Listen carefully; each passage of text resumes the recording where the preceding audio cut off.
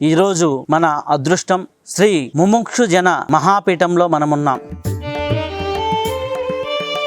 తరతరాలుగా ఎంతో మంది రామభక్తులకి ఈ క్షేత్రం పరిచయమే.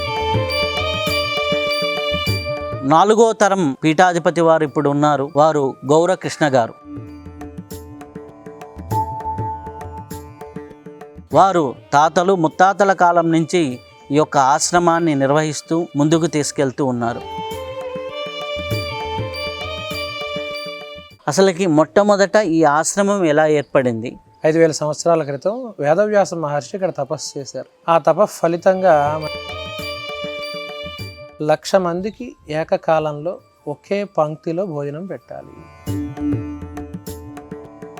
అక్కిరాల కృష్ణమాచార్యుల వారికి ఈ యొక్క ఆశ్రమానికి ఉన్న అనుబంధం ఏంటి? ఒకే వెలుగు 2 దేహాలలో.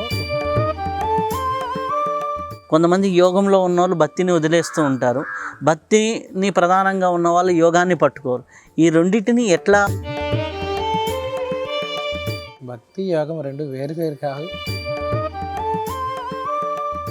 ఇన్ని రకాలుగా కనిపిస్తున్న వీటిల్లో వైవిధ్యమే తప్పితే వైరుధ్యం లేదు. అలాగే గోవుకి మన జీవన విధానానికి ఉన్న సంబంధం ఏంటి? ఒక జీవ లక్షణం అనేది ఉంటుంది మానవ జాతికి. ఆ జీవ లక్షణం గోవు నుంచి అందుతుంది. ఒక సామాన్య మానవుడు ఎలా ఈ యొక్క ఆధ్యాత్మిక మార్గంలోకి ప్రవేశించాలి? సామాన్య మానవుడికి అసలు ఎవరికైనా కానీ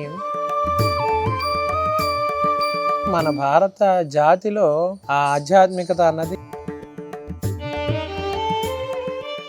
మన జీవితం పుట్టుక కర్మ ప్రకారమే జరుగుతుంది అన్నప్పుడు ఇక్కడ మానవ ప్రయత్నంతో ప్రమేయం ఏంటి? చేయవలసిన పనులు చేయదలచిన పనులు అని చెప్తారు.